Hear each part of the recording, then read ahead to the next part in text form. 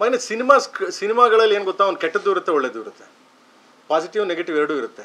But ಅದರಲ್ಲಿ ಯಾವ ತಗೊಳ್ಳೋದು ಅವ್ರಿಗೆ ಬಿಟ್ಟಿದ್ದು. ಈಗ ನಾವು ಒಡಿ ಚುಚ್ಚಿ ಕಡಿ ಬಡಿ ಅಂತೀವಿ ಅಲ್ವಾ.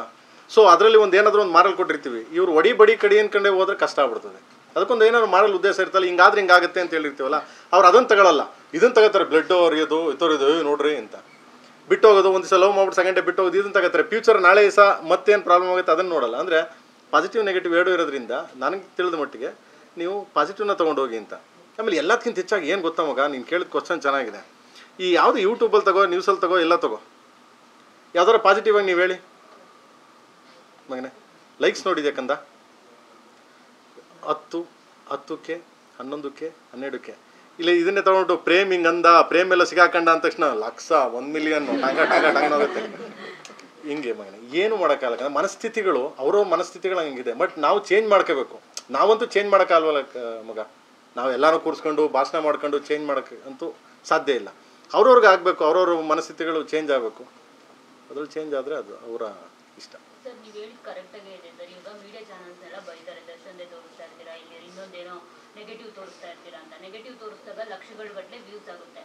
ಪಾಸಿಟಿವ್ ಯಾವ್ದಾದ್ರು ರೈತರ ಬಗ್ಗೆ ತೋರಿಸಿದ್ರೆ, ಇನ್ನೊಂದೇನೋ ತೋರಿಸಿದ್ರೆ ವ್ಯೂಸ್ ಆಗಲ್ಲ. ಏನ್ ಮಾಡ್ತೀರಾ ಅದಕ್ಕೆ? ಅಲ್ಲ ಅಲ್ಲ, ತಪ್ಪು ನಿಮ್ದಲ್ಲ. ನೋ ತಪ್ಪು ನಿಮ್ದಲ್ಲ, ತಪ್ಪು ನಮ್ಮ ಮೀಡಿಯಾದವ್ರದಂತೂ ಅಲ್ಲಕ್ಕೆ ಅಲ್ಲ. ಯಾಕೆಂದ್ರೆ ಅದು ಎಲ್ಲನೂ ತೋರಿಸ್ತಾರೆ. ಎಲ್ಲನೂ ತೋರಿಸಿದಾಗ ಅದನ್ನು ಮಾತ್ರ 5,000 ಜನ 6,000 ಜನ ನೋಡಿರ್ತಾರೆ. ದರ್ಶನ್ ಅವ್ರದ್ದು ಬಂದರೆ ನಿಮಗೆ ಲಕ್ಷಾಂತರ ಜನ ಮಿಲಿಯನ್ಸ್ ಗಟ್ಟಲೆ ನೋಡ್ತಾರೆ ಅಂತಂದರೆ ಬಿಕಾಸ್ ಆಫ್ ರೀಚ್ ಆಗೋದು ಜನಗಳ ಮನಸ್ಥಿತಿಗಳು ಹಂಗಿರ್ತವೆ, ಏನು ಮಾಡೋಕ್ಕಾಗಲ್ಲ. ಬಟ್ ಅವ್ರು ಏನು ಮಾಡ್ತಾರೆ ಅಂದರೆ ಮೀಡಿಯಾಗಳನ್ನೇ ಬ್ಲೇಮ್ ಮಾಡುತ್ತೆ, ಅವ್ರ ಬಗ್ಗೆನೇ ತೋರಿಸ್ತಾ ಇದ್ದೀರಾ, ಅವ್ರ ಬಗ್ಗೆನೇ ತೋರಿಸ್ತಾರೆ. ಇಲ್ಲ ಆ ಥರ ಏನಿಲ್ಲ. ಆಮೇಲೆ ಏನಾಗಿದೆ, ಒಬ್ಬ ಬಗ್ಗೆ ತೋರಿಸಿದ್ರು ನೋಡ್ತಾರೆ ಜನ. ಅಲ್ಲ ಏನು ಮಾಡೋಕ್ಕಾಗಿಲ್ಲ. ನಾನು ದರ್ಶನ್ ಅವ್ರ ಬಗ್ಗೆ ಹೇಳ್ಬೇಕು ಅಂತಂದರೆ ಪಾಪ ಅವ್ರವ್ರ ನೋವು ಅವ್ರವ್ರಿಗೆ ಗೊತ್ತಿರ್ತದೆ ಮಗ. ಸೊ ಅವ್ರ ನೋವು ಗೊತ್ತಿರ್ತದೆ. ಏನಕ್ಕೆ ಅಂದರೆ ಕೆಲವ್ರು ಇರ್ತಾರೆ, ಕೆಲವು ಕ್ಯಾರೆಕ್ಟರ್ಸ್ಗಳು, ಕೆಲವು ಸೇಡಿಸ್ ಕ್ಯಾರೆಕ್ಟರ್ಸ್ಗಳೆಲ್ಲ ಇರ್ತವೆ. ಅವ್ರಿಗೂ ಖುಷಿ. ಒಬ್ಬ ನೋವು ಒಳಗಡೆ ದರ್ಶನ್ ಎಷ್ಟು ನೋವು ಪಟ್ಟಿರ್ತಾರೆ, ದರ್ಶನ್ ಏನು ಪ್ರಾಬ್ಲಮ್ ಆಗಿರುತ್ತೆ ಅದೆಲ್ಲ ಯಾರಿಗೂ ಗೊತ್ತಿರಲ್ಲ. ಸೊ ಅವ್ರಿಗೆ ಓದ್ನ ಒಳಗಡೆ, ಕೂತವನ ಒಳಗಡೆ ಅವ್ನು ಸಿಕ್ಲಿಲ್ವಾ, ಇದು ಕೆಲವರು ಮನಸ್ಥಿತಿಗಳು ಏನು ಮಾಡೋಕ್ಕಾಗಲ್ಲ. ಅಂಥವ್ರು ನಾವು ಚೇಂಜು ಮಾಡೋಕ್ಕಾಗಲ್ಲ ಅಲ್ವಾ. ಅದನ್ನು ಚೇಂಜ್ ಮಾಡಬೇಕು ಅಂತಂದರೆ ಸೊ ದೇವರೇ ನಾವು ಏನು ಮಾಡೋಕ್ಕಲ್ಲ, ನೀವು ಏನು ಮಾಡೋಕ್ಕಾಗಲ್ಲ ಅಲ್ವಾ. ಸೊ ಏನು ಮಾಡೋಕ್ಕೆ ಹಂಗಂತಬಿಟ್ಟು ಮೀಡಿಯಾ ದೋಷಿಸಿದ್ರೆ ಅದು ತಪ್ಪದು. ಏನು ಮಾಡೋಕ್ಕಾಗಲ್ಲ. ಇಲ್ಲಿ ಪ್ರಪಂಚದಲ್ಲಿ ಎಲ್ಲ ನಡೀತಾ ಇರ್ತದೆ, ಎಲ್ಲನೂ ತೋರಿಸ್ತಾರೆ. ಒಳ್ಳೇದು ಕೆಟ್ಟದ್ದು ನಿಮಗೆ ಬಿಟ್ಟಿದ್ದು, ನೀವು ತಗೊಳ್ಳಿ. ಅದಕ್ಕೆ ಮೀಡಿಯಾದವ್ರನ್ನ ಯಾಕೆ ಬೈತೀರಾ ನೀವು? ಚಾನ್ಸೇ ಇಲ್ಲ, ನೆವರ್. ಇಲ್ಲ, ನಾನು ಹೋಗಕ್ಕೆ ಮುಂಚೆ 2 ದಿವಸಕ್ಕೆ ಮುಂಚೆ ಮೀಟ್ ಮಾಡಿದೆ. ಹೋಗಕ್ಕೆ ಮುಂಚೆ ಸಿಕ್ಕಿದ್ರು, ಮಾತಾಡಿದ್ವಿ. ಆ್ಯಂಡ್ ನೋಡೋಣ. ಸೊ ನನಗೆ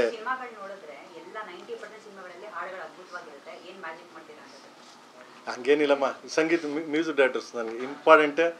ಮ್ಯೂಸಿಕ್ ಡೈರೆಕ್ಟರ್ಸ್ ನನಗೆ ಇವಾಗ ಯಾರೇ ತಗೊಳ್ಳಿ, ನನಗೆ ಹರಿಕೃಷ್ಣ ಅವರಾಗಲಿ, ಗುರುಜಿ ಆಗಲಿ, R.P. ಪಟ್ನಾಯಕರಾಗಲಿ, ಅರ್ಜುನ್ ಜನ್ಯ ಅವರಾಗಲಿ, ಈಗ ಸಂಭ್ರಮ ಅವರು ಸಾಂಗ್ ಆಡಿದೆ, ಇವರಾಗಲಿ ನನಗೆ ಎಲ್ಲಾದರೂ ಅಂದರೆ ಒಳ್ಳೊಳ್ಳೆ ಸಾಂಗ್ಗಳು ಕೊಡ್ತೀಯಾರ ನನಗೆ. ನನ್ನ ಈಗ ಇವರು ಪ್ರೇಮ್ ಕೈಲಿ ಯಾಕೆ ಸಾಂಗ್ ಆಡಿಸ್ಬೇಕು ಅಂದ್ಕೊಂಡ್ರು ಅಂದರೆ ಬಿಕಾಸ್ ಆಫ್ ಅವ್ನು ವಾಯ್ಸ್ ಸೆಟ್ ಆಗುತ್ತೆ, ಈ ಸಾಂಗಿಗೆ ಸೂಟ್ ಆಗುತ್ತೆ ಅನ್ನೋ ಒಂದು ಇದರಿಂದ ಕೊಡ್ತಿದ್ದಾರೆ. ಅದೇನೆಂದರೆ ಅವ್ರು ಮಾಡಿರೋ ಶ್ರಮ. ಬಟ್ ಎಲ್ಲೋ ನನ್ನ ಒಂದು ವಾಯ್ಸ್ ಬಿದ್ದರೆ ಏನೋ ಒಂದು ಸಾಂಗ್ ಹಿಟ್ ಆಗುತ್ತೆ ಅಂತ, ಅದೆಲ್ಲ ಸುಳ್ಳು. ನನ್ನ ವಾಯ್ಸ್ ಬಿದ್ದರೆ ಸಾಂಗ್ ಹಿಟ್ ಆಗುತ್ತೆ ಅಂತ. ಬಟ್ ಅವ್ರ ಶ್ರಮ. ಸೊ ಅವ್ರ ಶ್ರಮದಿಂದ ನಂದು ಒಂದು ಏನೋ ನಾರು ಏನೋ ಸ್ವರ್ಗಕ್ಕೆ ಸೇರುತ್ತೆ ಅಂತಾರಲ್ಲ, ಹೂವಿನ ಜೊತೆ ನಾರು ಸ್ವರ್ಗಕ್ಕೆ ಸೇರ್ತೇವೆ ಅಂತಾರೆ. ಆ ಥರ ನಮ್ಮದು ಏನೋ ಸುಮ್ಮನೆ.